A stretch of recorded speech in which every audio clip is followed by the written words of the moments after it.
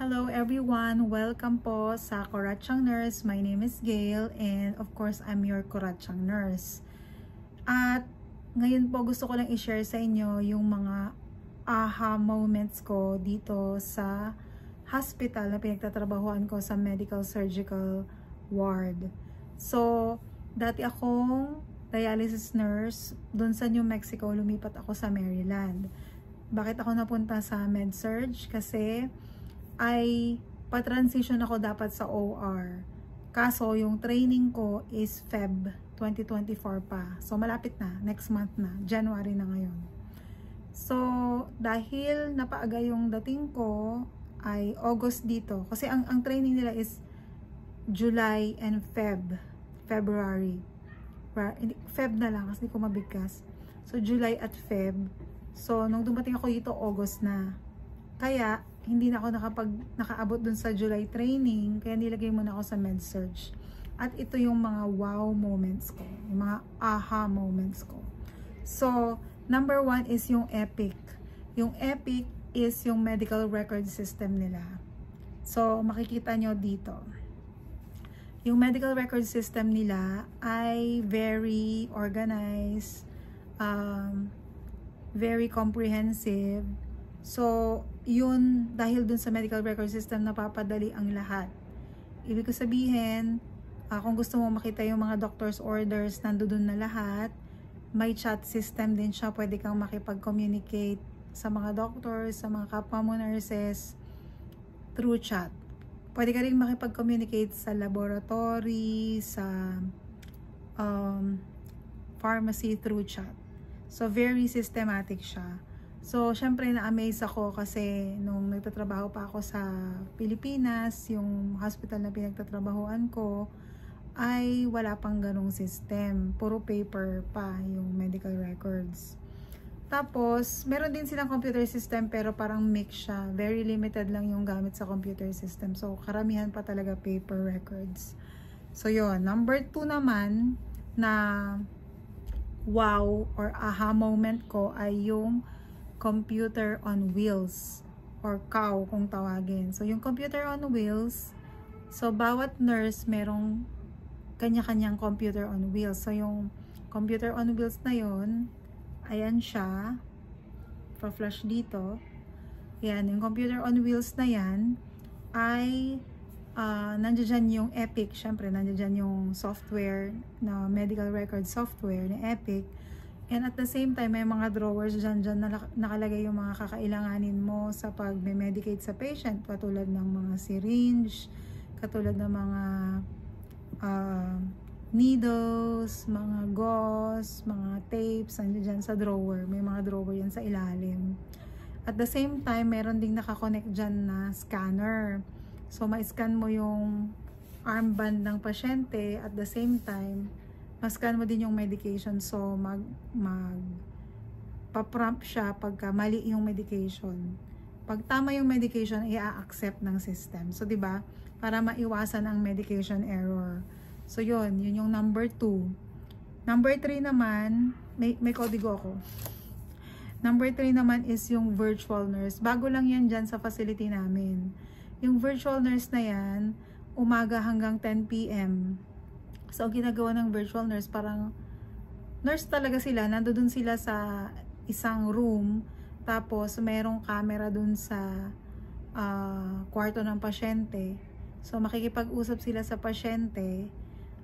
Gagawin yung interview. Halimbawa, pagka kailangan mag-admit or i-admit or may mga questions na kailangang i-verify, si virtual nurse ang gagawa. So, mapapadali yung admission. So, hindi ko na kailangang gawin yung admission, yung virtual nurse na yung gagawa. Pero, syempre, mag-assess pa rin ako sa pasyente. Titignan ko pa rin.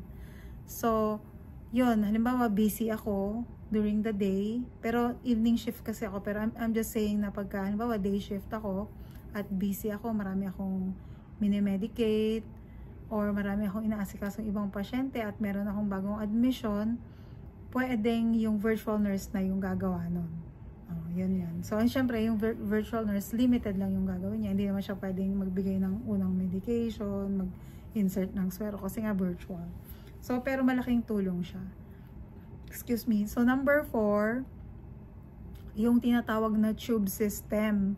So may tube system na ginagamit yung work ko dun sa facility ko. Ano ba yun? Para siyang elevator pero maliit siya. Tapos doon nilalagay yung mga gamot o kaya mga specimen. For example, nag-request ka ng gamot sa pharmacy, imbis na bababa ka sa pharmacy or iakyat ng pharmacist yung gamot, ipapadaan niya sa tube. Ipapadaan niya sa parang elevator na ganyan lang siya kaliit. Tapos may path siya mula sa baba hanggang pataas. So, imagine niyo yung elevator pero maliit lang siya. Ang kaya lang niyang ikarga ay ganyan, isang tube na ganyan. So merong parang container na tube na doon nabubuksan niya, tapos doon ilalagay yung doon ilalagay yung gamot. O kaya naman pag magsisend ka ng specimen, may iba ding tube yun. Kumbaga same yung parang pinaka-elevator niya, pero meron siyang ibang container. Specimen like stool or urine or mga blood samples. Pero yung blood sample kasi yung lab ang pumupunta sa pasyente para mag-draw ng blood. Hindi kami. So yun yung tube system. So dito siya makikita. Ayan. Yan yung example. So hindi siya eksakto pero parang ganyan siya. So number 5 is yung Omnicell. Yung Omnicell is yung medication dispensing system namin. So ayan siya. Yung Omnicell, ang ginagawa ng Omnicell ay nandoon naka-store lahat ng medications ng pasyente. So naka-set up dun sa pinaka-computer system niya yung mga pasyente, mga pangalan nila, kung anong medication yung itinitake nila, nandoon na rin kung anong oras itetake. So ang gagawin mo na lang is nakalagay din doon yung room number. So ang gagawin mo na lang, pipindutin mo yung room number, makita mo doon yung pangalan. Tapos pipindutin mo yung remove, tatanggalin mo yung mga medications na ibibigay mo for a particular time. So very, very convenient talaga siya. Parang it works alongside dun sa Epic. Parang nakasync sila. Yung Epic na computer system or medical record system plus yung Omnicell, nakasync siya. So napapadali yung pagkuha ng medication. Talagang walang reason para magkaroon ng medication error. The only reason para magkaroon ka ng medication error is pag hindi mo iniskan yung pasyente at binigyan mo hindi mo iniskan yung pasyente, hindi mo iniskan yung gamot at binigay mo yung gamot. Yun, pwede ka magkamali talaga. Pero pag sinusunod mo yung tamang proseso, like mag-scan ka muna bago mo ibigay yung gamot, ay hindi ka talaga magkakaroon ng medication error. At the same time, kung halimbawa talaga may pagkakamali dun sa pag-i-input ng medication, halimbawa lang, error na talaga ng doktor or error ng pharmacist, dapat you as a nurse, sorry may maingay sa labas, you as the nurse, dapat alam mo kung anong medication yun at alam mo kung ano yung status ng pasyente mo. Kung mali ba yung medication, you have to question the doctor, question the pharmacist. So ganun yun. Kailangan may critical thinking ka din, critical thinking skills ka din, hindi lang bigay ng bigay. So yan, number 6 na wow moments ko, which is hindi naman super wow kasi alam ko na yan kahit nung nasa Pilipinas pa ako, is yung pagkakaroon ng bukod sa doktor na nagbibigay ng order or prescription, bukod sa doctor or medical doctors or MD, meron tinatawag na nurse practitioner or family nurse practitioner or FNP or doctors of nursing practice or DNP, at meron din tinatawag na medical assistants or MA, at para din silang doktor na nagbibigay ng orders. So meron sila syempre limitations, pero kadalasan ay sila yung nagjo-duty sa gabi pagka halimbawa kailangan ng urgent na attention or urgent na order yung pasyente. Sila yung tinatawag naming hospitalists. Sila yung nagbibigay ng mga orders or nag-a-address dun sa mga urgent issues namin. Pero syempre may on-call pa rin na talagang doctor or MD Yun. So, number 7 naman. So, yung number 7, yung pagkakaroon ng mga iba't ibang klase ng protocols. So, for example, may tinatawag na hypoglycemia protocol. Pagka mababa yung sugar, so may certain level yung sugar para ma-consider mo siyang hypoglycemia. So, ano ba yung mga gagawin mo? Hindi mo na kailangan tawagan yung doktor para tanungin, oh, Doc, bagsak yung sugar ng pasyente, ano bang gagawin? So, meron ka nang susundan. Susundan mo yung step by step na protocol para sa hypoglycemia. Example lang yun, ha. Oh my God, ang ingay po ng kapitbahay. So, ayan, pasensya na po.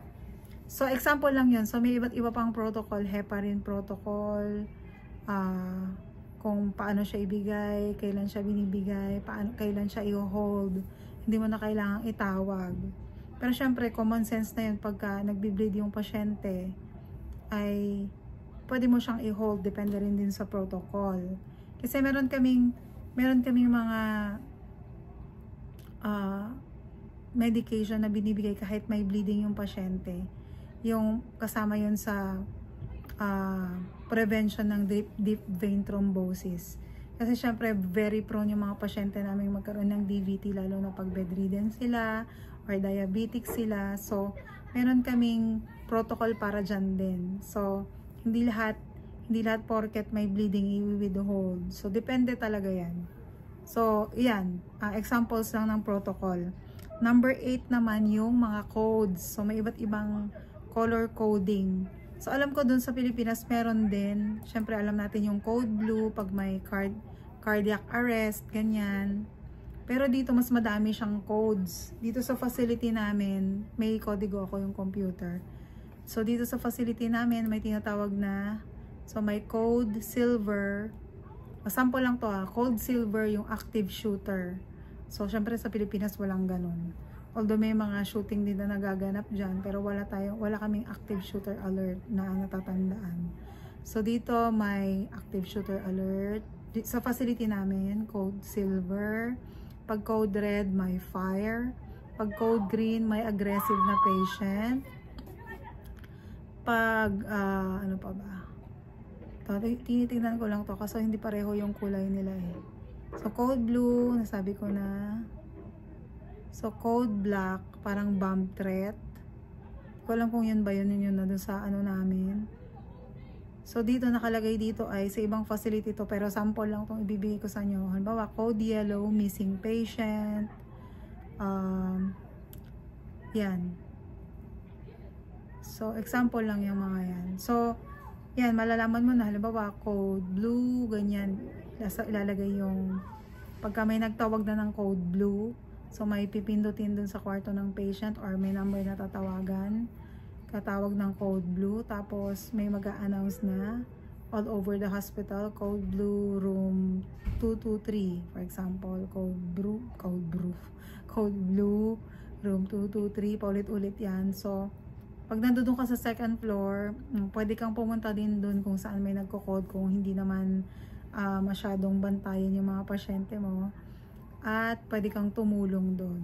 Pwede kang makialam. Pero syempre pag sobrang dami ng tao sa room, huwag ka nang para-hara dun. Yan. Ganon yun yung isa sa mga aha moments ko. So, nung nakita ko may maraming codes. So, number 9 na yun. Ay, number 8 na yun.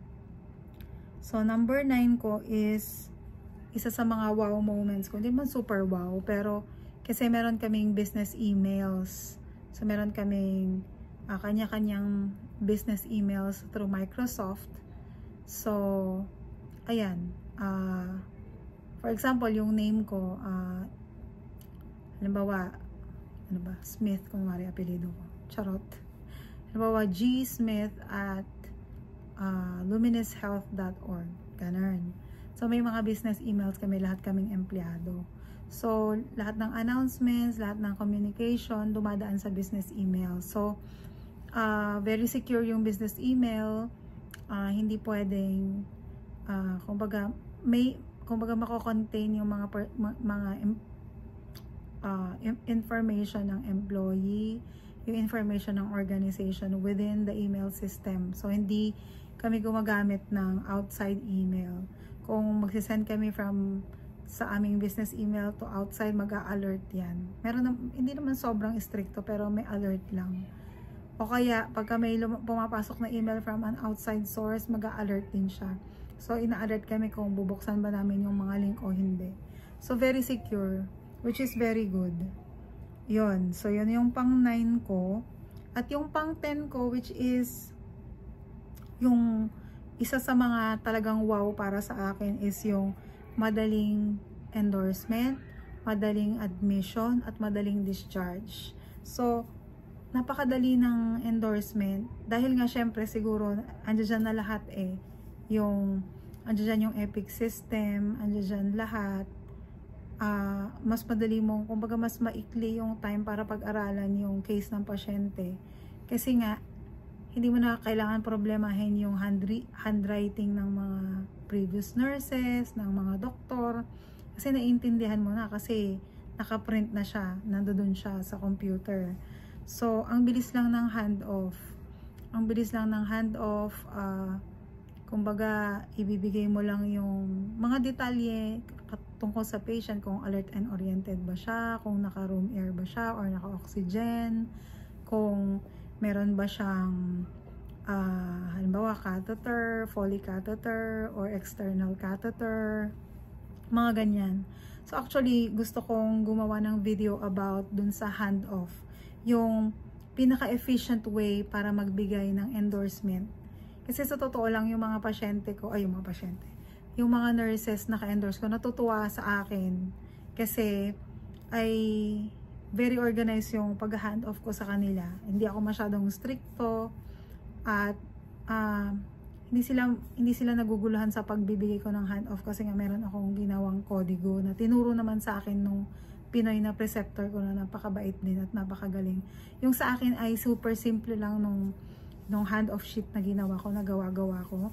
Siya naman ay very comprehensive yung preceptor ko. Pero syempre, kanya-kanyang trip yan. Pero napakagaling kasi ng preceptor ko talaga na Pinoy. Mas bata siya sa akin pero mas matagal na siya dito. At med-pro din siya.